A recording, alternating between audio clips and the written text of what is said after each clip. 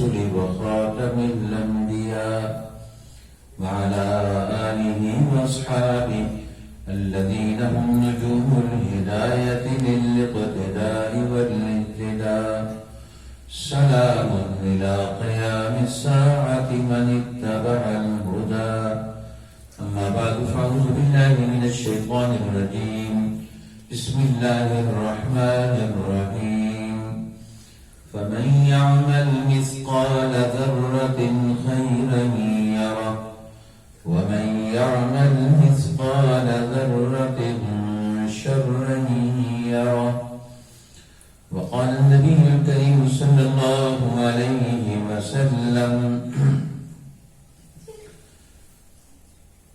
إذا كانت ليلة النصف من شعبان فقوموا ليلها وصوموا نهارها أو كما قال النبي الكريم صلى الله عليه وسلم. وقال النبي الكريم صلى الله عليه وسلم عدوا أيام شعبان. وقد دعا رسول الله صلى الله عليه وسلم اللهم بارك لنا في رجب وشعبان وبلغنا إلى رمضان. محترم حاضرین، عزیز بزرگوں اور بھائیوں،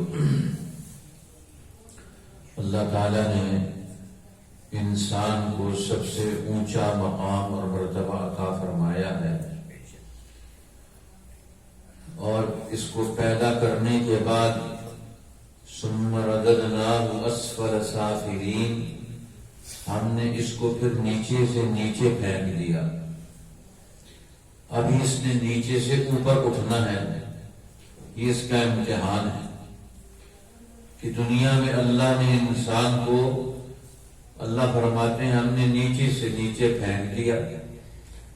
اب یہ دنیا کی چیزوں میں کا محتاج بھی ہے، لیکن یہ دنیا کی چیزیں اس کا مقصد نہیں ہے، یہ اس کی ضرورت ہے. کیونکہ یہ مقصد ہوتا تو یہ ہمارے پاس رہتی ہے ہمیشہ دنیا. جب اللہ کے پیغمبر دنیا کو چھوڑ گئے تو پھر کسی اور کے لیے دنیا کیسے رہ سکتی ہے سدا؟ اس لیے انسان کو اب دنیا کو اپنا مقصد نہیں بنانا چاہیے. یہ ضرورت، جتنی ضرورت ہو اتنا ضرور رکھے، اپنے پاس استعمال میں لے کر آئے، لیکن دنیا میں اپنا ماحول، اپنا اجتماعی نظام وہ انسانی اصولوں پر استوار کر کے جائے. یہ سب لوگوں کی ڈیوٹی ہے کہ دنیا میں نظام شیطان کا نہ ہو، دھوکے کا نہ ہو. فرمایا شیطان کیا کرتا ہے؟ دھوکے میں مبتلا کرتا ہے.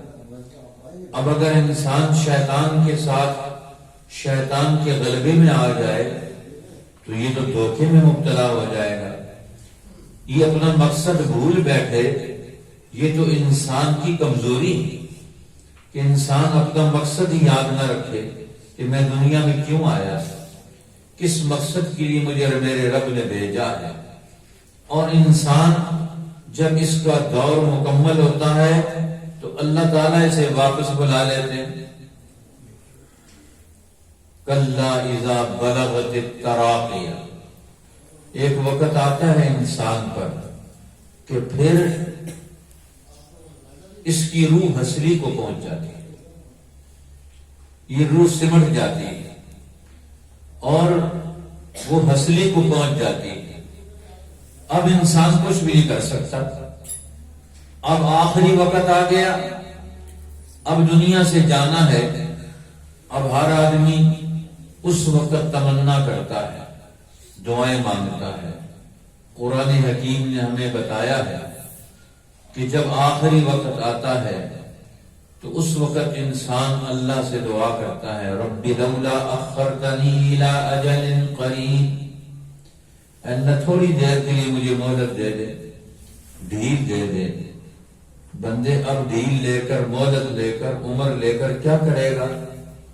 فَأَصَّدَّقَ، میں صدقہ کروں گا، مال خرچ کروں گا تیرے نام پر. پہلے کیوں نہیں خرچ کیا تھا؟ تیرے پاس تو مال موجود تو پہلے خرچ کیوں نہیں کیا؟ اب انسان دنیا کی محبت کا اسیر ہو گیا. دنیا کو کمانا یہ غلط نہیں ہے، مال کما کر خرچ کرنا یہ غلط نہیں ہے، دنیا میں اچھے کھانے کھانا یہ بھی ناجائز نہیں ہے، لیکن اچھے کھانے کھا کر اچھی چیزیں استعمال کر کے اپنے مقصد زندگی کو بھول جانا یہ غلط ہے. اب فَأَصَّدَّقَ وَأَكُن مِّنَ الصَّالِحِينَ، اللہ مجھے ڈھیل دے دے، میں صدقہ کرنا چاہتا ہوں. اب اسے پتہ چل رہا ہے جب موت کا وقت آتا ہے تو اسے پتہ چلتا ہے صدقے کی کیا قیمت. مال رکھنے کی تو کوئی قیمت نہیں، یہ دنیا ہے.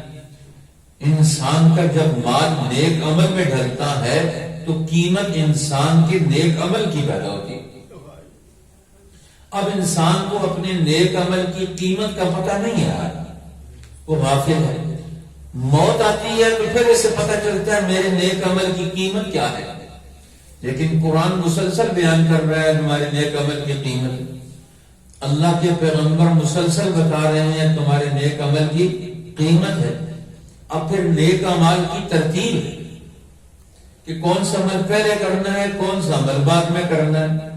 آج ہم نے سب رلا ملا دیا، صبح کا عمل شام کو کرتے ہیں، شام کا عمل صبح کو کرتے ہیں، دوپہر کا عمل غائب کر دیتے ہیں، اپنی مرضی سے عمل کرتے ہیں، نہ اللہ سے پوچھتے ہیں، نہ اللہ کے رسول سے پوچھتے ہیں، نہ قرآن سے پوچھتے ہیں، نہ صحابہ اکرام سے پوچھتے ہیں، نہ تابعین سے پوچھتے ہیں، نہ اولیاء اللہ سے پوچھتے ہیں، نہ امام ابو حنیفہ سے پوچھتے ہیں، نہ امام حسن و حسین سے پوچھتے ہیں. ہر ایک آدمی اپنی مرضی کے مطابق عمل کیے جا. وقت پر صحیح عمل کرنا یہی تو ایک ضروری چیز ہے. ایک کسان اور جب صحیح وقت آ جائے زمین تیار ہونے کا، اس وقت ہل نہ چلائے، اس وقت بیج نہ ڈالے، اس وقت پر کھاد نہ ڈالے، وقت پر اس کی گوڈی نہ کرے، اس کی فصل تیار ہو سکتی نہیں ہوگی. کیونکہ اس کے اعمال تو ہیں. بعد میں وہ کھیتی بھی کرتا ہے، بیج بھی ڈالتا ہے، کھاد بھی ڈالتا ہے، لیکن بے وقت ڈالتا ہے، اب وہ سارے عمل اس کے ضائع ہو گئے. اب سارے اعمال انسان کی زندگی کے آپس میں جڑے ہوئے. دوسری بات یہ کہ یہ اعمال الگ الگ نہیں ہے. ہم سارے عمل کرتے ہیں، کرتا تو میں ہوں، کرتے تو آپ نہیں. تو انسان جس طرح اس کے اعضاء آپس میں جڑے ہوئے ہیں، اس کے نیک اعمال بھی آپس میں جڑے ہوئے، اس کے برے اعمال بھی آپس میں جڑے ہوئے. اس لیے ہم نے اپنے اعمال کو مربوط شکل میں رکھا ہے. دیکھو یہ اینٹ الگ ہے، دیوار الگ ہے، دروازے الگ ہیں، چھت الگ ہے، الیکٹریسٹی سسٹم الگ ہے. یہ الگ الگ ہوں تو کسی کام کے نہیں، لیکن جب یہ جڑ جاتے ہیں تو اب ہمارے کام کے ہیں، اب ہم انہیں استعمال کرتے ہیں. یہ جڑے ہوئے نہ ہو تو ان کی وہ قیمت نہیں ہے. انسان کے لیے وہ افادیت نہیں ہے جو ان کی ترکیب کے اندر، ان کی جڑنے کے اندر. اب یہ ساری چیزیں اپنی جگہ پر صحیح ہیں، لیکن ان کو جوڑے گا کون؟ اب کھانا الگ الگ پڑا ہوا ہے دکان پر، آپ اسے اٹھا کر لاتے ہیں، یہاں لا اٹھا کر کیا کرتے ہیں؟ اپنی ضرورت کے مطابق اسے جوڑتے ہیں. کھانے کے لیے سامان لانا الگ عمل، پھر اسے کاٹنا دھونا الگ عمل، پھر اسے پکانا الگ عمل، پھر اسے پیش کرنا یہ الگ عمل، پھر اسے کھانا یہ الگ عمل. کھانے کے عمل اندر کتنے عمل ہیں وہ الگ، وہ سارے اعمال جڑ جاتے ہیں. ان سب کو کون جوڑ رہا ہے؟ انسان. اب اسے یہ پتا ہونا چاہیے میں نے ان سارے اعمال کو، اپنی پوری ورکنگ پوزیشن کو میں نے کس سٹیج پر لے کے جانا ہے. انسان کا کام یہ ورک کرنا، کام کرنا، عمل کرنا. انسان پیدا اس لیے ہوا ہے دنیا میں کہ عمل کرے، یہ محنت کرے، یہ عمل کرے، جد و جہد کرے. قرآن سے یہی تو پیغام دیتا ہے. ایک صحابی ایک آدمی آ کر میدان جنگ میں آ کر یا رسول اللہ میں آپ کے ساتھ ہونا چاہتا ہوں، تو مجھے بتائیں میں کس عمل سے آغاز کروں؟ ابھی جنگ میں شریک ہو جاؤں؟ آپ نے فرمایا نہیں، پہلے ایمان لے کر آؤ، پہلے کلمہ پڑھو، آمن، پھر پہلے کلمہ پڑھ، ثم قاتل، پھر میدان میں اتر کر جہاد کر۔ اب اس کو ترتیب بتائی، اس لیے ایمان پہلے ہے اور عمل اس کے بعد ہے۔ اب یہ عمل ایمان کے ساتھ جڑ کر اس کو طاقتور بناتا ہے۔ ایمان یہ ایک بنیادی نصب العین ہے۔ اب انسان کا ہر عمل انسان کی اس بنیادی نصب العین کو ترقی دینے کے لیے، اس کو بڑھانے کے لیے، اس کو طاقتور بنانے کے لیے، اس کے ایمان کو صحت مند بنانے کے لیے، اس لیے اللہ جل شانہ نے اب اس کا نام ہے ایمان، اور انسان کے اندر دین کے احکامات کا، دین کے اعمال کا، اپنی زندگی کے صحیح کاموں کا شعور پیدا ہو، اس کا نام ہے شریعت۔ اسے شریعت کا علم اور شریعت کے عمل کا بھی پتا ہو کہ میں نے کون سے وقت پر کون سا کام کرنا ہے۔ اب ہم نماز پڑھتے ہیں، وضو بعد میں نہیں پہلے کرتے ہیں، ہم کہتے ہیں وضو بعد میں کریں گے، ترتیب بدل گئی، غلط ہو تو آپ کہتے ہیں نہیں ہم سجدہ کرتے ہیں، سجدہ پہلے کریں گے، قیام آخر میں کریں گے۔ نہیں، حضور علیہ السلام نے ساری نماز کے ہر عمل کی ترتیب بتا دی۔ اب نماز میں ایک عمل قیام، ایک عمل رکوع، ایک عمل سجدہ، ایک عمل تشہد، ایک عمل التحیات، ایک عمل سلام ہے۔ سارے عمل الگ الگ ہیں، ہر عمل میں سبحان اللہ بھی پڑھ رہے ہیں، سبحان ربی الاعلیٰ بھی پڑھ رہے ہیں، سبحان ربی العظیم بھی پڑھ رہے ہیں، لیکن کہیں کہ ہم اس ترتیب کو نہیں کریں گے تو فرمایا پھر نماز نہیں ہوگی، کیونکہ تم نے ترتیب اپنی پیدا کر لی۔ حضور علیہ السلام نے فرمایا صلو کما رأیتمونی اصلی، نماز ایسے پڑھو جیسا تم نے مجھے نماز پڑھتے ہوئے دیکھا۔ اب زندگی کی ترتیب بدل گئی، آج ہماری ترتیب خراب ہو گئی، ہم کچھ کام پہلے والے بعد میں کرتے ہیں، بعد والے پہلے کرتے ہیں، درمیان والے آخر میں کرتے ہیں، آخر والے پہلے کرتے ہیں، پتہ کچھ بھی نہیں کسی کو کس وقت کیا کرنا ہے۔ ہر آدمی لگا ہوا ہے صبح سے شام تک، لیکن ترتیب کا کسی کو کوئی پتہ نہیں۔ ایک تاجر کو پہلے کیا کرنا ہے، بعد میں کیا کرنا ہے، پھر ہر وقت کے اعتبار سے ہر وقت کا اپنا ایک کام ہے۔ ویسے زمانہ بدلتا ہے، وقت بدلتا ہے، حالات بدلتے ہیں تو انسان کی زندگی بدل جاتی ہے، حکم بدل جاتے ہیں۔ ایک بادشاہ نے حاکم تھا، اس نے اپنی بیوی کے ساتھ گھومتے پھرتے ہوئے اپنے باغ میں نہر جاری تھی، تو وہاں سے نہر کے پاس پہنچے تو شیطان انسان کو دنیا کے کاموں میں مگن کر کے مغرور کر دیتا ہے۔ اسے اس نے کہا کہ اگر تو نے اس پانی کے اوپر سے چھلانگ لگائی تو تجھے طلاق ہے۔ عورت نے بھی نہ او دیکھا نہ تو دیکھا، فوراً چھلانگ لگا دی۔ اب پہلے ویسے ناک کھڑی تھی، کوئی چھلانگ کا مسئلہ نہیں ہے، اس نے مسئلہ چھیڑا، اس نے کہا اگر تو نے اس پانی کے اوپر سے چھلانگ لگائی تو تجھے طلاق ہے۔ اس نے بھی او دیکھا نہ تو دیکھا، چھلانگ لگا دی۔ اب دونوں کو تھوڑی دیر کے بعد ہوش آیا کہ یہ ہم نے کیا عمل کر لیا، یہ زبان سے گفتگو کیا کی ہے، یہ عمل ہم نے کیا کر لیا۔ اب تو گھر ٹوٹ گیا، رشتہ ٹوٹ گیا، تو بڑا مسئلہ بن گیا۔ اب انسان برے وقت میں برے عمل اور غفلت کے عمل انسان کو پھنسا دے۔ اب دیکھو نا، ایک ڈرائیور ڈرائیونگ کر رہا ہے لیکن غفلت کے ساتھ کرے تو ایکسیڈنٹ کرے، اب اس کا عمل غفلت کے ساتھ، توجہ کے ساتھ ہے۔ تو اب یہ غفلت توڑنی بڑی ضروری ہے کہ عمل صحیح ہو جائے، عقل پیدا کرنی بڑی ضروری ہے کہ عمل صحیح ہو جائے، استقامت پیدا کرنی بڑی ضروری ہے کہ یہ عمل پوری توجہ کے ساتھ کرے۔ اس لیے شریعت نے یہ میکانزم بنایا، تربیتی نظام، کہ تمام لوگوں کو تربیت کی جائے۔ مسجد نام تربیت کا، تعلیم کا مدرسہ، کالج، یونیورسٹی کی تعلیمی ادارے تعلیم اور شعور کے ہیں، لیکن یہاں سے غفلت پیدا ہوتی ہے۔ خانقاہیں تھی ہمارے اولیاء اللہ، ان کی صحبت میں لوگ جاتے تھے تو ان کے یہاں کیا چیز پیدا ہوتی ہے، بیداری پیدا ہوتی ہے۔ شیطان اور نفس انسان کے اوپر حاوی ہوتے تو یہ غافل ہو جاتا ہے، اب ان کا اثر توڑنا ہے تاکہ غفلت پیدا نہ ہو. خواہشات انسان کی پیدا ہوتی ہیں، یہ انسان کو غافل کر دیتی ہیں، چیزیں غافل کر دیتی ہیں. اب وہ مسئلہ بن گیا. اب وہ مسئلہ گیا جس عالم سے پوچھتے ہیں وہ کہتے ہیں تم نے کہا تھا اس پانی کے اوپر سے چھلانگ لگاؤ گی تو طلاق تو ہوگی.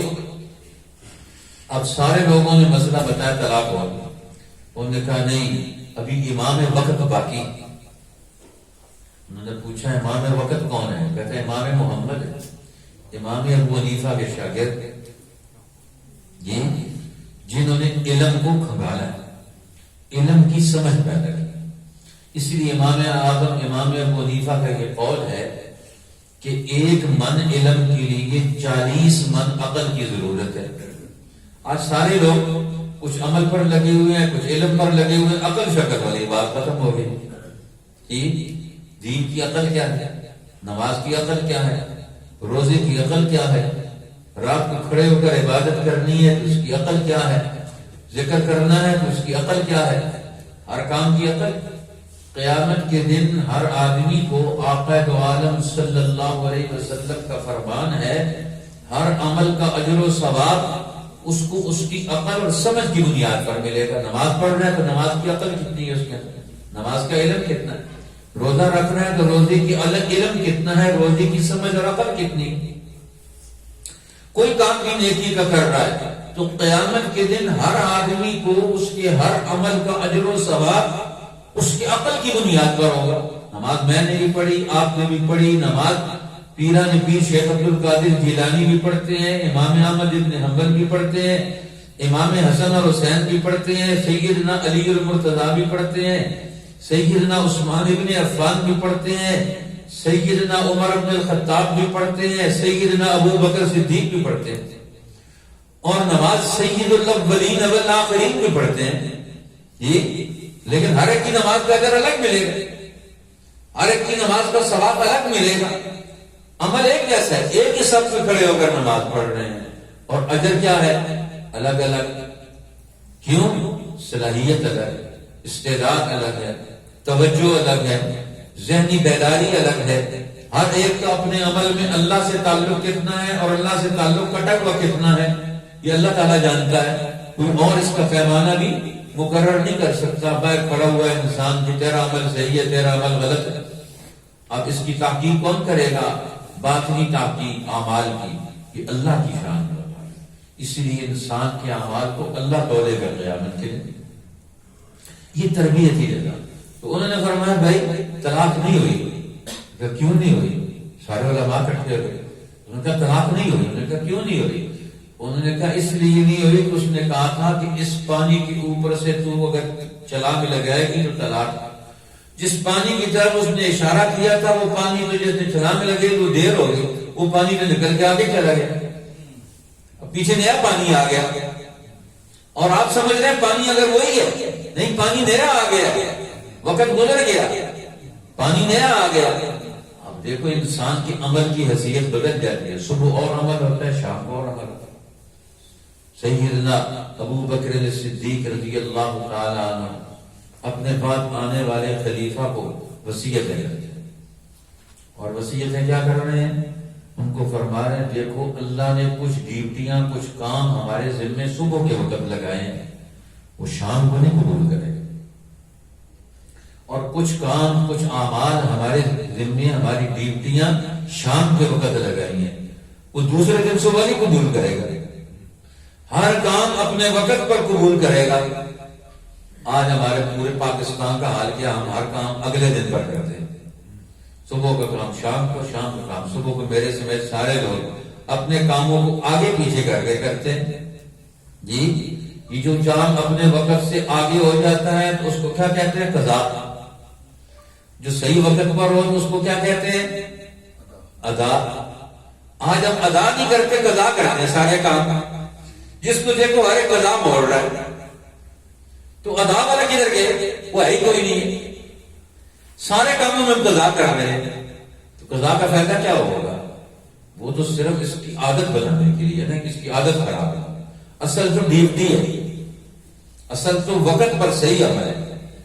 اب یہ وقت پر صحیح عمل ہو انسان کی اعمال میں سب سے پہلا درجہ وہ فرائض ہے کہ دین کی جو فرائض ہے، ان اللہ فرض فرائض فلا تضيعوها، رسول اللہ نے فرمایا اللہ نے کچھ کام تمہارے ذمے بطور فرض کے لگائے، ان کی پوچھ ہوگی، ان کے نہ کرنے پر سزا ہوگی، ان کو غفلت سے کرنے پر جرم ہوگا، تمہیں اس پر پکڑا جائے گا، تم سے سوال کیا جائے گا، قیامت کے دن اللہ تعالیٰ کیا سوال کرے گا ہم سے؟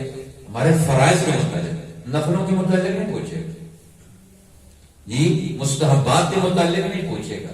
یہ نفل، مستحبات، یہ باقی ساری چیزیں یہ فرضوں کی تکمیل کی لیے، ہم فرضوں کو مکمل کر لیں، اچانک ہم فرض شروع کر دیں، ادھر سے باہر سے آئے توجہ نہیں ہوگی، پہلے آ کر 2 رکعت سنت پڑے گا، 2 رکعت نفل پڑے گا، تو نتیجہ کیا نکلے گا؟ توجہ نماز کی طرف ہو جائے گی۔ جب فرض میں داخل ہوگا تو اس وقت وہ فرض عمل وہ پوری توجہ کے ساتھ کر رہا ہوگا، اور فرض عمل کرنے کے بعد پھر بہت بڑا کام کیا، اب اللہ سے مانگو، اب یہ نہیں کہ فرض پڑھ کے بھاگ جاؤ، اب وہاں دعا مانگو، اللہ سے تعلق پیدا کرو کہ یہ فرض عمل راسخ ہو جائے۔ اس لیے قیامت کے دن ہر آدمی سے اس کے فرائض کے بارے میں پوچھا جائے گا۔ اب انسان کو اپنے اعمال کا اور عمل انسان ماحول کے ذریعے سے کرتا ہے، اب اس کا ماحول درست ہو، اس کا اجتماعی نظام درست ہو، اس کا رزق حلال بھی درست ہو، رزق حلال بھی ہو، رزق حلال کو اور عمل صالح کو قرآن نے جوڑ دیا۔ آج ہم عمل تو کرنا چاہتے ہیں، رزق حلال کی محنت نہیں کرنا چاہتے، اب رزق حلال بھی تو ایک عمل ہے، وہ بھی تو عمل صالح ہے، رزق حلال کمانا یہ بھی عمل صالح ہے۔ تو انسان اس کو تربیت ہے، اس لیے شعبان کا مہینہ، رمضان کا مہینہ خاص طور پر اور حج کے مہینے یہ اس امت کے تربیت کے مہینے۔ مولانا عبید اللہ سندھی رحمۃ اللہ علیہ فرماتے ہیں یہ امت کے 2 مہینے روحانی، شرعی، اخلاقی، عملی تربیت کے مہینے۔ اب یہ مہینے غفلت کے ساتھ نہ گزرے، اس لیے نبی پاک صلی اللہ علیہ وسلم رجب کے مہینے سے رمضان کا اہتمام شروع کر دیتے تھے، دعائیں مانگنے، اللہم بارک لنا فی رجب و شعبان، اللہ ہمارے رجب اور شعبان کے مہینے میں برکت عطا فرما، وبلغنا الی رمضان، اور ہمیں رمضان المبارک تک پہنچا۔ اب اس کے لیے دعا مانگ رہے ہیں۔ دعا مانگنے کا مطلب کیا ہے؟ اپنے ذہن کو تیار کرنا، اپنے ارادے کو تیار کرنا، اپنے آپ کو تیار کرنا کہ ماہ مبارک آ رہا ہے، میں نے اس کا کوئی لمحہ غافل نہیں رہنے دینا، اپنے آپ کوئی وقت اور ماہ مبارک کا ضائع نہیں ہونے دینا۔ وہ کیسے ہوگا؟ جب یہ تیاری کرے گا تو ہوگا۔ تو رمضان المبارک کی تیاری کیا ہے کہ انسان دعا کی طرف متوجہ ہو جائے، انسان اللہ کے شوق اور محبت کی طرف متوجہ ہو جائے، اس لیے اس کی طرف توجہ دے رہے۔ تربیت کیا ہے کہ باہر کا اثر ختم ہو جائے، جو باہر کے اثرات ہیں وہ انسان کے اندر سے جو شیطان نے، اس کے نفس نے اس کے اوپر ڈالے ہوئے ہیں، انسان کو اصلی حالت میں واپس لے۔ اس کی تربیت کہ یہ صحیح کام کرنا شروع کر دے، اس لیے غفلت کو توڑا جاتا ہے۔ اس لیے رمضان المبارک سے پہلے کا مہینہ، ایک حدیث میں آتا ہے حضور نے فرمایا، یہ تو فرمایا ان شہر رمضان شہر امتی، رمضان کا مہینہ میری امت کا مہینہ ہے، اور شعبان کے بارے میں فرمایا شہر شعبان شہری، ان شعبان شہری، شعبان یعنی کہ میرا مہینہ ہے۔ اب حضور علیہ السلام شعبان کے مہینے میں کبھی تو ام المومنین فرماتی ہے پورا مہینہ روزے رکھتے تھے، اور کسی سال بالکل شعبان کے مہینے میں روزے نہیں رکھتے تھے، دیگر کام بھی کرتے تھے۔ تو شعبان فرمایا یہ میرا مہینہ ہے، اب اس میں توجہ بھی ہونی چاہیے۔ ہر مہینے کے اپنے اپنے اثرات، اپنی برکات، اس لیے اس مہینے میں فرمایا عام لوگوں کو اجازت نہیں دی، فرمایا جب آخر آ جائے شعبان کا تو فرمایا ایک تو حکم دیا شعبان کا چاند دیکھا کرو، شعبان کے مہینے کے دن گنا کرو، یہ اس کو شمار کرو، تاکہ جب رمضان المبارک شروع ہو تو تمہیں پتہ ہو یقینی طور پر کہ ماہ مبارک شروع ہو رہا ہے۔ وہ کیسے ہوگا؟ شعبان کا چاند دیکھو، پھر رمضان کا چاند دیکھو، تاکہ تمہیں پتہ چل جائے کہ تم نے اس پہ کیا کام کرنا ہے۔ اس اعتبار سے ہمیں توجہ دے دیں اور خود بھی اس میں محنت اور کوشش کی۔ اور پھر فرمایا، حضرت علی رضی اللہ تعالیٰ عنہ فرماتے ہیں کہ رسول اللہ نے فرمایا اذا کانت لیلۃ النصف من شعبان، اب شعبان کے پہلے 15 دن اور شعبان کے آخری 15 دن کی اور نوعیت ہے۔ جب شعبان کی 15ویں رات آتی ہے، یہاں سے ایک نیا دور شروع ہو جاتا ہے۔ تو فرمایا اب تم بھی اس نئے دور میں داخل ہو جاؤ، قوموا لیلہا، اب اس کی رات کو قیام کرو۔ رات جاگنے کو حکم نہیں ہے، قیام اللیل کو، عبادت کرو۔ ہمارے یہاں لوگ صرف جگراتا کرتے ہیں۔ یاد رہے کہ جاگنا تو کوئی عبادت نہیں ہے نا، وہاں تو ذکر کریں گے تو عبادت ہو، نفل پڑھیں گے تو عبادت ہو، تلاوت کریں گے تو عبادت ہو، استغفار کریں گے، اپنی زندگی اور گناہوں پر نظر دوڑائیں گے میں نے آج تک کتنے غلط کام کیے ہیں، تو یہ عبادت بنے گی۔ اب رات کو توجہ کے ساتھ ہم نے یہ کام کرنا ہے، اس لیے کم از کم ایک حدیث پاک میں آتا ہے جو آدمی عشاء کی نماز جماعت کے ساتھ پڑھ لے تو اس کو آدھی رات جاگنے کا، عبادت کرنے کا اجر ملتا ہے، اور اگر صبح کی نماز جماعت کے ساتھ تکبیر اولیٰ کے ساتھ پڑھ لے تو اسے دوسری آدھی رات عبادت کرنے کا ثواب اور اجر ملتا ہے۔ تو کم از کم کیا کریں کہ اس رات میں عشاء کی نماز اور صبح کی نماز جماعت کے ساتھ پڑھے۔ تو معلوم ہوتا ہے کہ جماعت کے ساتھ نماز پڑھنے کا اہتمام کرنا چاہیے۔ ہمارے ہاں یہ تربیت کی رات ہے، اور اس تربیت میں انسان کو ذاتی طور پر تنہائی میں بیٹھ کر اپنے آپ کو تیار کرنا چاہیے اپنے رب کے ساتھ ملاقات کی۔ تو اب یہاں تنہائی ہوتی کو نہیں، دوست اکٹھے ہو جاتے ہیں، بیٹھ کر گپ شپ لگاتے ہیں، ادھر اللہ انتظار میں، اللہ کی رحمت انتظار میں ہے، ان کی زبان، ان کا دماغ، ان کا دل میری طرف متوجہ ہو، اور بندے آپس میں لگے ہوئے، اور کچھ دن پھر موبائل کھول لیتے ہیں، بندہ نہ پھر موبائل کھول لیتے ہیں، پھر اس میں مگن ہو جاتے ہیں۔ اس لیے حدیث پاک میں آتا ہے جب بندہ نماز پڑھتا ہے تو یہ اللہ کی طرف متوجہ ہوا، اللہ بندے کی طرف متوجہ ہوتا ہے، اور جب بندہ کسی دوسری طرف متوجہ ہوتا ہے تو اللہ کہتے ہیں چل بھائی تو نے میری طرف توجہ چھوڑ دی، میں بھی تیری طرف سے توجہ ہٹا لیتا ہوں، اللہ کی توجہ سے یہ نکل جاتا ہے۔ اس لیے توجہ کامل ہو جائے۔ توجہ کامل کب ہوگی؟ جب ہم غور کریں گے، توجہ کریں گے، اور ان راتوں میں بیٹھ کر تنہائی میں کام کریں۔ اب دوست اکٹھے ہو جاتے ہیں، مسجدوں میں لوگ اکٹھے ہو جاتے ہیں، چراغاں کرتے ہیں، اور پھر آتش بازی کرتے ہیں، اور سارا ٹائم اپنا فضولیات میں ضائع کر دیتے ہیں۔ یہ تو شیطان کے بھائی بن گئے۔ ان المبذرین کانوا اخوان الشیاطین، تبذیر کرنے والے، مال غلط خرچ کرنے والے، اور مسرف اسراف کرنے والے، اور غلط کام کرنے والے، شریعت کے خلاف کام کرنے والے۔ مومن کا ایک ایک لمحہ قیمتی ہے۔ یہ قیامت کے دن انسان افسوس کرے گا اس پر کہ ہاتھ کاٹ کاٹ کے، یوم یعض الظالم علی یدیہ، ظالم ہاتھ کاٹ کاٹ کے افسوس کرے گا میرا فلاں وقت کیوں ضائع ہوا، فلاں وقت کیوں ضائع ہوا، وہ کیوں چلا گیا۔ یہاں تک کہ جنتی بھی افسوس کریں گے، جنتی جنت میں پہنچ کر افسوس کریں گے کہ ہم نے فلاں وقت اپنا ذکر بھی کیوں نہیں گزارا، ایسے ہم نے گزار دیا۔ ہم کلمہ حق پڑھتے تو اس کی تاثیر ہمارے قلب پر آتی، آج ہمارا مرتبہ کہیں اونچا ہوتا۔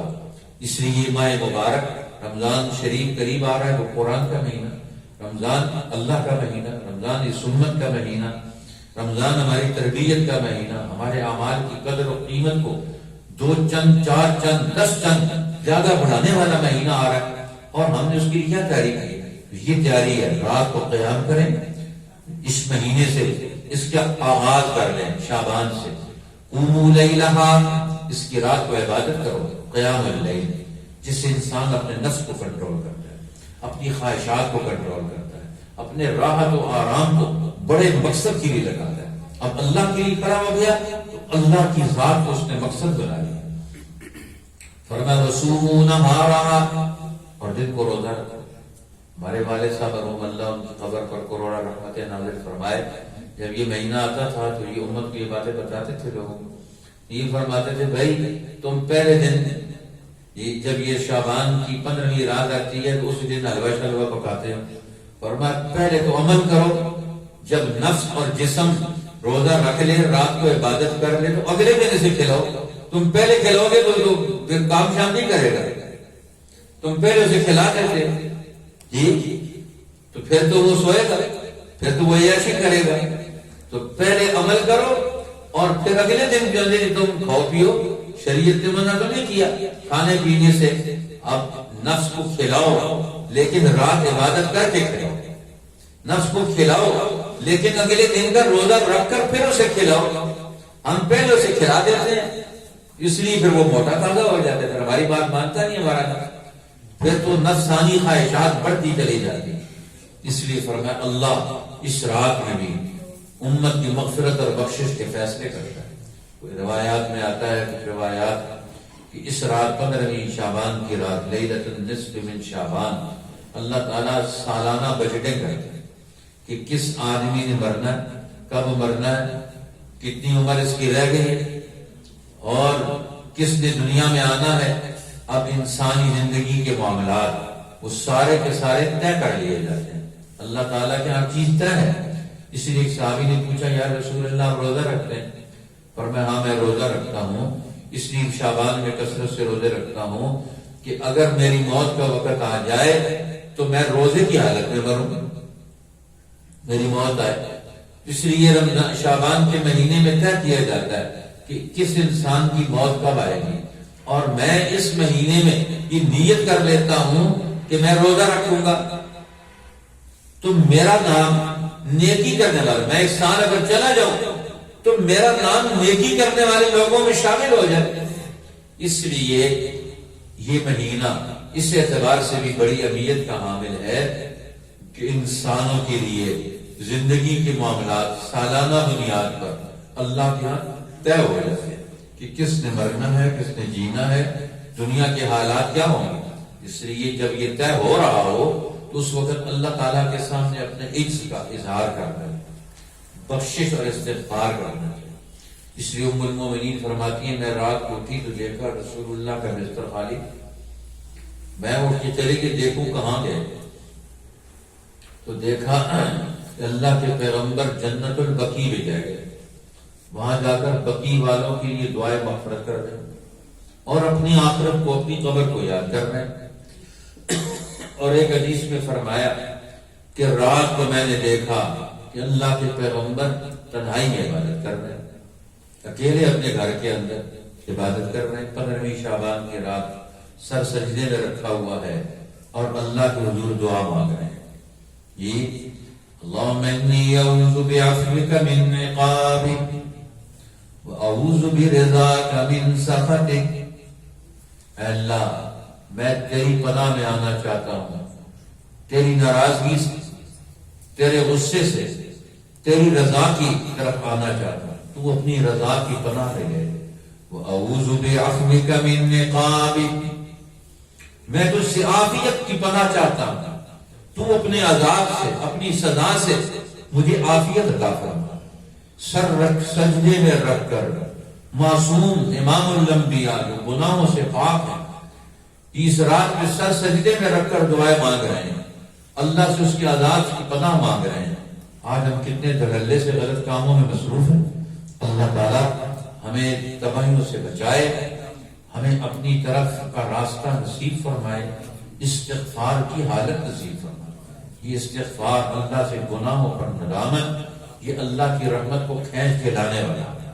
آج ہم ڈھیٹ ہو گئے، اس لیے اپنے دل کا زنگ اتاریں، کلمہ طیبہ کا ورد کریں، تیسرا کلمہ پڑھیں، درود پاک کثرت سے پڑھیں، استغفار کثرت سے پڑھیں، صدقہ خیرات کثرت سے کریں، جو وقت مل جائے قرآن حکیم کی تلاوت کریں، اس سے دلوں کا زنگ گزرتا ہے۔ راستے سے چلتے ہوئے ہر کانٹے دار تکلیف دہ چیز کو ضرور ہٹاتے ہوئے جائیں۔